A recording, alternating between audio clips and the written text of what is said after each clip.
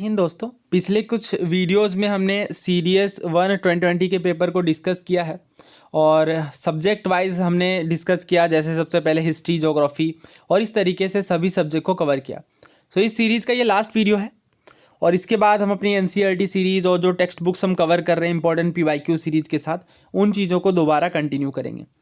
सो हमने कुछ साइंस के क्वेश्चन काफ़ी कवर किए थे और कुछ क्वेश्चन यहाँ पे बाकी थे, तो उन बाकी के क्वेश्चंस को यहाँ पे कवर कर लेंगे इस वीडियो में।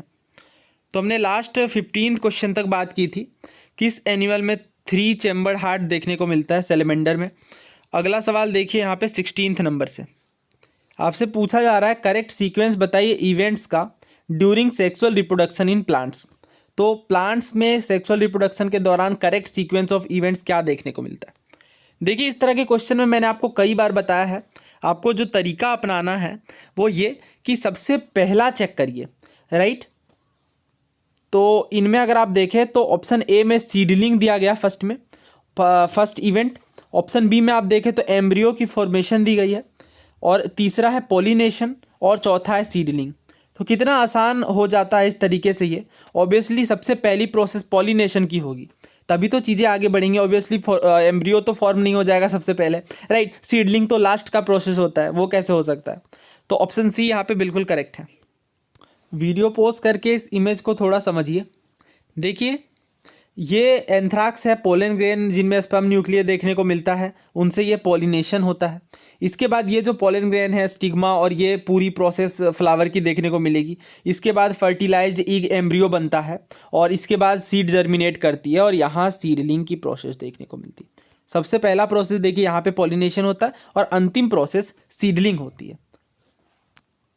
सो इस तरह के सीक्वेंस वाले क्वेश्चन पूछे जाते हैं, सो इन्हें ध्यान रखिए।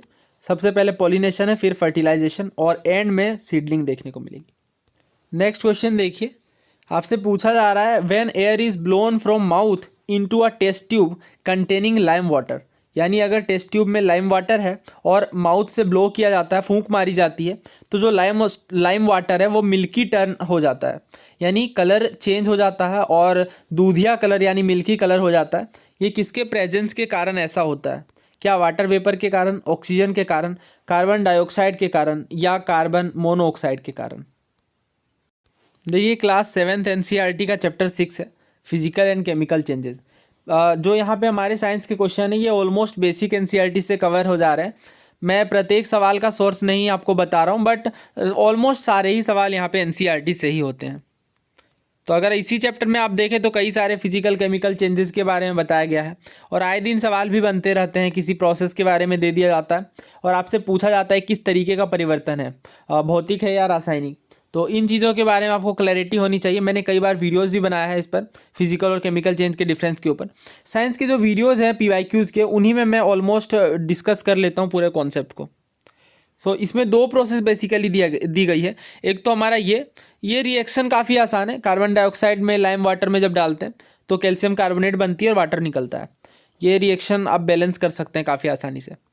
तो वही चीज़ यहाँ पे लिखी गई है कि जब कार्बन डाइऑक्साइड को पास करते हैं लाइम वाटर के साथ तो कैल्शियम कार्बोनेट बनता है, जिससे इसी कारण से जो लाइम है वो मिल्की कलर में टर्न हो जाता है। और ये जो लाइम वाटर टर्न होती है मिल्की में, ये कार्बन डाइऑक्साइड का एक स्टैंडर्ड टेस्ट माना जाता है। इससे पता चलता है कि कार्बन डाइऑक्साइड की प्रेजेंस है। तो ये रिएक्शन था। तो कई सारे जो एक्सपेरिमेंट हैं वो आपको इग्नोर नहीं करने हैं। बेसिक एनसीईआरटीज़ में, 6th 7th 8th की एनसीईआरटीज़ में बहुत बार क्वेश्चन एक्सपेरिमेंट से ही पूछे जाते हैं। तो इस तरह के क्वेश्चन आप काफ़ी आसानी से कवर कर सकते हैं अगर आप इन एक्सपेरिमेंट्स को समझेंगे। ये तो बहुत आसान सवाल है, एनर्जी करेंसी के बारे में पूछा गया है सेल्यूलर प्रोसेस के दौरान। तो यहाँ पे आपको कंफ्यूज नहीं होना है एटीपी और एडीपी के बीच। एटीपी का फुल फॉर्म भी ध्यान रखिए, कई बार पूछा जाता है, डायरेक्ट नहीं पूछा जाता बट घुमा फिरा करके बात आती है फुल फॉर्म पर। एडिनोसिन ट्राइफॉस्फेट कहते हैं एटीपी को, और ये जा करके टूटता है एडीपी में, एडिनोसिन डाइफॉस्फेट में, जो कि हमारा आंसर नहीं, बिकॉज वो एनर्जी करेंसी नहीं है। एटीपी एनर्जी करेंसी होती है। ऑप्शन बी यहाँ पे करेक्ट आंसर है। हाँ, पायरुविक एसिड और बाकी चीज़ें तो रेस्पिरेशन टॉपिक जब मैं आपको बताऊंगा तब इन चीज़ों पर डिस्कस करेंगे। नेक्स्ट क्वेश्चन देखिए, ये सभी बायोलॉजी के बिल्कुल एवरग्रीन क्वेश्चन है, अक्सर एग्जाम में पूछे जाते हैं, सदाबहार सवाल आप कह लें। स्टेट पीएससीज के भी फेवरेट सवालों में से हैं ये वाला सवाल। फिर ये क्वेश्चन भी आए दिन पूछा जाता है एग्जाम्स में। तो केवल आप पीवाईक्यूज को अच्छे से कर लेंगे तो कई सारे क्वेश्चन यहाँ पे आप कर सकते हैं। तो दो चीज़ें बस आपको फॉलो करनी है साइंस सेक्शन के लिए। और देखिए साइंस सेक्शन का वेटेज सबसे ज़्यादा है, ये बात आपको पता है। तो पीवाईक्यूज सबसे पहले ध्यान से कर लीजिए जितने मैक्सिमम हो सके। अगर सीडीएस एनडीए का आपने कवर कर लिया है तो सिविल सर्विसेज और बाकी एग्जाम सीएपीएफ वगैरह के भी ज़रूर कवर करें। इसके अलावा एनसीईआरटीज़, बेसिक एनसीईआरटीज़ आप एक बार ज़रूर पढ़ें एटलीस्ट 6 to 10 तक की, और इससे आपका बेस काफ़ी मजबूत हो जाएगा साइंस सेक्शन को लेकर के। तो यहाँ पे आपसे क्या पूछा गया है कि पहला एंजाइम कौन सा होता है जो डाइजेस्टिव ट्रैक्ट में फूड के साथ मिक्स करता है। तो इसका करेक्ट आंसर है amylase. Amylase salivary amylase basically कहते हैं। अगर ये आपको पूरा नाम भी पता है तो आप अंदाज़ा लगा सकते हैं कि ये ह्यूमन सलाइवा में मौजूद होता है। इस वजह से ये फूड के साथ सबसे पहले मिलता है और डाइजेस्टिव ट्रैक्ट का पहला एंजाइम है। Option D. अब देखिए यहाँ पे डाइजेस्टिव सिस्टम में कई सारे एंजाइम पार्ट लेते हैं, तो बट यहाँ पे आप इस इमेज में फ़िलहाल देख लीजिए और इसकी पूरी प्रोसेस मैं जल्द ही एक्सप्लेन कर दूंगा, बिकॉज उसके लिए मुझे सेपरेट वीडियो बनाना चाहिए, ये वीडियो काफ़ी लेंथी हो जाएगी। तो ये ध्यान रखिए यहाँ पे अमाइलेज हैं और पेंक्रियाज से प्रोटीएज, लाइपेज, अमाइलेज, इन एंजाइम्स के नाम आप ज़रूर ध्यान रखिए, है ना। थोड़ी इसकी क्लैरिटी होनी चाहिए ओके किस पार्ट से ये उत्सर्जित हो रहे हैं। स्मॉल इंटेस्टाइन में आप देखें तो पेप्टाइडेज, सुक्रेज, माल्टेज, लैक्टेज, ये कुछ एंजाइम्स देखने को मिलेंगे। नेक्स्ट क्वेश्चन देखिए, ये हिस्ट्री को काफ़ी बेहतर तरीके से साइंस के साथ रिलेट किया गया है। ओके, महात्मा गांधी का जो दांडी मार्च था ये एक ग्रेट इवेंट था इंडियन फ्रीडम स्ट्रगल के कंटेक्स्ट में आप देखें तो ये किस चीज़ से संबंध रखता है। तो दांडी मार्च के बारे में आपको पता है, ये 1930 में देखने को मिला था, राइट। और नमक सत्याग्रह कहा जाता है बेसिकली, और नमक का सूत्र क्या होता है, सोडियम क्लोराइड। Option B. अच्छा, आप ये बताइए कि दांडी मार्च के टाइम पे गवर्नर जनरल कौन थे 1930 में। ये मेज द कॉलम, ये काफ़ी आसान क्वेश्चन है। अगर आप देखें तो ब्लीचिंग पाउडर, बेकिंग सोडा काफ़ी कॉमन चीज़ें हैं, आए दिन इनके फॉर्मूला पर क्वेश्चन बनते रहते हैं। तो ऑप्शन देख लेते हैं 4433, तो और भी ज़्यादा आसान हो जाता है इस तरीके से। तो ये 4 के साथ मैच होगा। ब्लीचिंग पाउडर CaOCl2 कहलाता है। बेकिंग सोडा के बारे में आपको पता है, बेकिंग सोडा जो खाने वाला सोडा होता है NaHCO3। और वॉशिंग सोडा में ध्यान रखिए H2O होता है, बिकॉज वाटर मोलिक्यूल्स प्रेजेंट होने चाहिए। तो C जाएगा 2 के साथ। और जो ऑप्शन हमारा बचा स्लेकेड लाइम वाला, ये CaOH2 के साथ मैच होगा। तो इस तरीके से हमारा 4, फिर 1, फिर 2, फिर 3। तो करेक्ट आंसर ऑप्शन ए है। ये काफ़ी आसानी से आप मैच कर सकते हैं ऐसे क्वेश्चन। और ये देखिए कई बार क्वेश्चन ये सब रिपीट भी होते हैं, आपसे पूछ लिया जाता है वॉशिंग सोडा या बेकिंग सोडा के फॉर्मूलाज के बारे में, तो इन्हें एटलीस्ट आप ध्यान रखिए, इंपॉर्टेंट वाले आपको ध्यान होने चाहिए। अगला सवाल देखिए, the number of water molecules associated with copper sulphate to form crystal. तो देखिए कॉपर सल्फेट के क्रिस्टल जब फॉर्म होते हैं, बेसिकली ब्लू कलर के क्रिस्टल होते हैं, ब्लू विट्रोयल कहलाते हैं। ब्लू विट्रोयल, हिंदी में नीला तोता कहते हैं, ब्लू विट्रोयल। सो ये देखिए this is nothing but copper sulphate.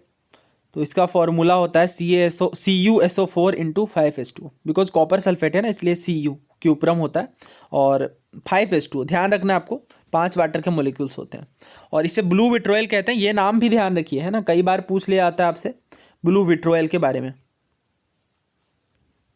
सो इसका करेक्ट आंसर ऑप्शन सी है। नाउ यहाँ पे मैं आपसे क्वेश्चन पूछता हूँ, काफ़ी इंपॉर्टेंट क्वेश्चन है। ग्रीन विट्रोयल का फॉर्मूला बताइए। ओके, ग्रीन विट्रोयल का, ये ब्लू विट्रोयल तो मैंने आपको बता दिया, बट ग्रीन विट्रोयल का आप कमेंट करिए और ये भी बताइए कि ये जो केमिकल नेम है ये क्या होता है ग्रीन विट्रोयल का।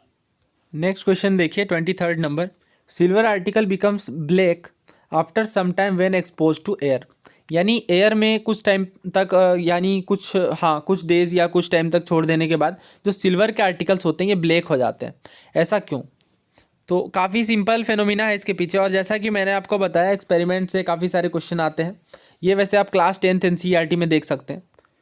तो देखिए एटमॉस्फेयर जो होता है या एयर जो होती है उसके सल्फ़र, एयर में सल्फ़र की जो मात्रा होती है इससे सिल्वर रिएक्ट करता है और इस तरीके से ये Ag2S यानी सिल्वर सल्फाइड। ओके, ये इसे बैलेंस में कर लेता हूँ, 2Ag, यस Ag2S। ये बेसिकली इस तरीके का बैलेंस है, आपने ये पढ़ा होगा, 2MgO जो बनती है, राइट। तो इस तरीके से आप जिसे बैलेंस करते हो।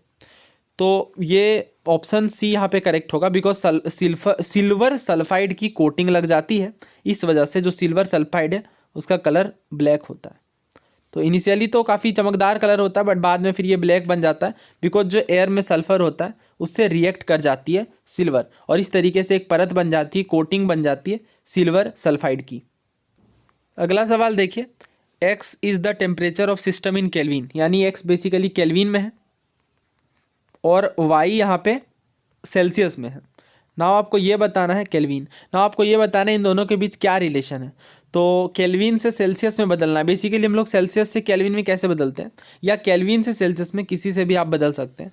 तो सेल्सियस जो होती है, अगर उसे मैं कन्वर्ट करना चाहूँ तो 273 उसमें ऐड करना पड़ता है, राइट। ये केल्विन है, ये सेल्सियस है, यानी केल्विन में जब आप लिखते हो किसी भी चीज़ को तो सेल्सियस में 273 जोड़ना पड़ता है। तो यहाँ पे केल्विन क्या है, एक्स है, और सेल्सियस क्या है, वाई। तो x equals 273 plus y, option b बिल्कुल करेक्ट है। तो ध्यान रखिए, ये बातें काफ़ी आसान है अगर आप इसे इस तरीके से याद रखें। जैसे ह्यूमन टेम्परेचर 37 डिग्री सेल्सियस होती है, बट जब आप इसे केल्विन में कन्वर्ट करते हो तो इसमें 273 ऐड करते हो, और इस तरीके से ये 310 केल्विन बन जाता है। तो ध्यान रखिए कि केल्विन ज़्यादा होती है सेल्सियस से, कितनी ज़्यादा होती है, तो 273 ज़्यादा होती है। खैर ये सवाल काफ़ी आसान है।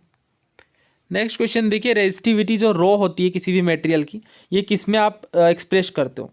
सो व्हाट इज रेजिस्टिविटी, और रेजिस्टेंस और रेजिस्टिविटी में क्या फ़र्क है। सो वैसा फोर्स जिसके कारण इलेक्ट्रिक करंट को पास होने से रोका जाता है वो तो रेजिस्टेंस होता है, लेकिन जिस मटेरियल में ये प्रॉपर्टी देखने को मिलती है वो उसकी रेजिस्टिविटी होती है। ठीक है, ध्यान रखिए दोनों के बीच डिफरेंस, कि जो फोर्स होता है इसके कारण इलेक्ट्रिक करंट को पास होने से रोका जाता है वो रेजिस्टेंस होता है, बट रेजिस्टिविटी क्या होती है, उस मटेरियल की प्रॉपर्टी होती है। तो ये बेसिकली जो रेजिस्टिविटी होती है ये लेंथ पे भी डिपेंड करती है, इसलिए रेजिस्टेंस तो केवल ओम होता है, बट रेजिस्टिविटी ओम मीटर होती है। ठीक है, ऐसा यूनिट, बिकॉज ये लेंथ पे भी डिपेंड करती है। कई बार सेंटीमीटर भी दे दिया जाता है, तो इससे आपको ये बस ध्यान रखना है कि रेजिस्टेंस के साथ साथ लेंथ भी यहाँ पे शामिल रहेगी। और लेंथ जैसा कि आपको पता है यूनिट में अगर रिप्रेजेंट करें तो मीटर या सेंटीमीटर में देखने को मिलेगा। हालांकि ऐसा यूनिट मीटर होती है, बट कई बार आंसर्स में सेंटीमीटर इंक्लूड कर लिया जाता है। तो इस क्वेश्चन में भी वैसे सेंटीमीटर दिया गया, तो ऑप्शन सी यहाँ पे करेक्ट है, ओम सेंटीमीटर। कई बार ऑप्शन में ओम मीटर होता है, तो दोनों आप ध्यान रखिए। वैसे ज़्यादा अप्रोप्रिएट तो ओम मीटर है, because metre is the SI unit, not centimetre. Next question देखिए, the electromagnetic waves which are used for satellite communication. तो मतलब आप कह सकते हैं कि इसी क्वेश्चन सीरीज में केवल 3 क्वेश्चन यहाँ पे इलेक्ट्रोमैग्नेटिक वेव से पूछ लिए गए। तो सैटेलाइट कम्युनिकेशन में किस इलेक्ट्रोमैग्नेटिक वेव का उपयोग होता है। ऑप्शन देखिए, इंफ्रारेड, अल्ट्रावायलेट, रेडियो वेव्स या फिर विजिबल लाइट। तो ये क्वेश्चन सिविल सर्विसेज से डायरेक्टली रिपीटेड है, बहुत सालों पहले सिविल सर्विसेज में पूछा गया था। ऑप्शन सी यहाँ पे करेक्ट है, रेडियो वेव्स सैटेलाइट कम्युनिकेशन स्थापित करने में मदद करती हैं। तो ईएम वेव्स पर हमने बात तो की, बट एक एक जो हमारा ईएम वेव है, जैसे एक्स रे और बाकी जो ईएम वेव्स हैं, इन पर हमने सेपरेटली डिस्कस नहीं किया है इनके पॉइंट्स को। तो जैसा कि मैंने बताया था, सारे ईएम वेव्स के क्वेश्चन को कंपाइल करके कवर कर लेंगे। नेक्स्ट क्वेश्चन देखिए, आपको करेक्ट सीक्वेंस बताना है यूरिन फ्लो का ह्यूमन बॉडी में, किडनी, यूरेटर, यूरिनरी ब्लैडर या यूरेथ्रा। तो 3 ऑप्शन में यहाँ पे किडनी से स्टार्टिंग है और चौथा में यूरिनरी ब्लैडर से। सो ये कई बार ड्रॉ किया जाता है, काफ़ी आसान सा डायग्राम है। किडनी देखने को मिलती है, ये यूरेटर होती है, ये ब्लैडर है और ये यूरेथ्रा। तो ध्यान रखिए यहाँ पे यूरेटर और यूरेथ्रा में आपको कंफ्यूज नहीं करना है। यूरेटर ये वाला पैसेज है और यूरेथ्रा एंड में देखने को मिलेगी। सो करेक्ट आंसर यहाँ पे ऑप्शन ए होगा, किडनी है, फिर यूरेटर, फिर ब्लैडर और लास्ट में यूरेथ्रा। नेक्स्ट क्वेश्चन देखिए, आपसे पूछा जा रहा है कि कौन से एंडोक्राइन ग्लैंड पेयर्स में नहीं देखने को मिलते। ह्यूमंस की बात की जा रही है, एड्रिनल, पिट्यूटरी, टेस्टिस या ओवरी। तो अगर यहाँ पे हम देखें ऑप्शंस, तो एड्रिनल, टेस्टिस और ओवरी ये तो पेयर्स में देखने को मिलते हैं, बट पिट्यूटरी ग्लैंड पेयर में नहीं होता, सिंगल होता है। तो ऑप्शन बी यहाँ पे करेक्ट होगा। तो इस क्वेश्चन में आप ये बताइए कि इन ग्लैंड से कौन से हार्मोन उत्सर्जित होते हैं, कौन से हार्मोन निकलते हैं, ये आपको बताना है कमेंट बॉक्स में। अगला सवाल देखिए, पूछा जा रहा है कि कौन से सेल ऑर्गेनेल में डीएनए देखने को मिलता है। तो ये तो काफ़ी आसान क्वेश्चन है, माइटोकॉन्ड्रिया में देखने को मिलता है। और जब हम लोग सेल पर डिस्कशन करेंगे तो इनके जो सभी भाग होते हैं, माइटोकॉन्ड्रिया, लाइसोसोम, एंडोप्लाज्मिक रेटिकुलम, इन सभी चीज़ों पर भी बात करेंगे। नेक्स्ट देखिए, ये भी काफ़ी आसान क्वेश्चन है। पूछा जा रहा है कि किस साइंटिस्ट ने इम्यूनाइजेशन के कॉन्सेप्ट को इंट्रोड्यूस किया। So what is immunisation? So basically जो वैक्सीन वाला कॉन्सेप्ट होता है। तो इसका करेक्ट आंसर एडवर्ड जेनर है। देखिए, एडवर्ड जेनर के बारे में कहा जाता है कि दुनिया में सबसे ज़्यादा जीवन बचाने का श्रेय अगर किसी को दिया जाए तो वो एडवर्ड जेनर है। बिकॉज 1790s में आप देखो तो दुनिया के ऑलमोस्ट 10% लोग तो काफ़ी खतरनाक बीमारी चिकन पॉक्स से ग्रसित हो गए थे। बट जैसा कि इन्होंने जब डिस्कवरी की किस चीज़ की, किस वैक्सीन की, चिकन पॉक्स के वैक्सीन की, तो काफ़ी सारे लाइफ्स इन्होंने बचा लिए। ये बात है 1798 की, और एडवर्ड जेनर ने खोज की। और ये आपको पूरी स्टोरी भी पता होगी किस तरीके से जो काव हर्डर्स होते हैं उन्हें ये डिजीज़ अफेक्ट नहीं कर पाती बिकॉज वो काव पॉक्स से ऑलरेडी ग्रसित होते हैं। तो ये पूरी स्टोरी है। और इसके बाद आप ये बताइए, रॉबर्ट हुक के बारे में आपको पता है 1665 में सेल की डिस्कवरी इन्होंने की है। कार्लस लिनियस का नाम भी आपने काफ़ी सुना होगा। रॉबर्ट कोच के बारे में थोड़ा पढ़िए, ये भी काफ़ी बड़े माइक्रोबायोलॉजिस्ट हैं। इन्होंने किस वैक्सीन और किन चीज़ों की डिस्कवरी की? रॉबर्ट कोच के नाम भी कई सारी डिस्कवरीज़ हैं, बहुत सारे खोज इन्होंने भी किए हैं मेडिकल फील्ड में। तो इसके बारे आप कमेंट करिए। और इसका correct answer option a Edward Jenner है। ना इस क्वेश्चन के साथ ही हमने यहाँ पे साइंस वाले सेक्शन को भी कंप्लीट कवर कर लिया है। और इस पेपर को कंप्लीट डिस्कशन हमारा हो गया इस पेपर का। और अगर आप चेक करेंगे डिस्क्रिप्शन बॉक्स, तो वहाँ पे मैं इसकी पूरी प्लेलिस्ट डाल दे रहा हूँ, आप सारे वीडियोस एक साथ देख सकते हैं। और जल्द ही मिलते हैं नेक्स्ट वीडियो में, और उसके बाद फिजिकल ज्योग्राफी बाकी सारी चीज़ें 1 बाय 1 करके हम डिस्कस करेंगे। उम्मीद है आपको ये वीडियो पसंद आई होगी, हेल्पफुल लगी होगी। आपने राय अथवा विचार कमेंट बॉक्स में लिख सकते हैं। धन्यवाद।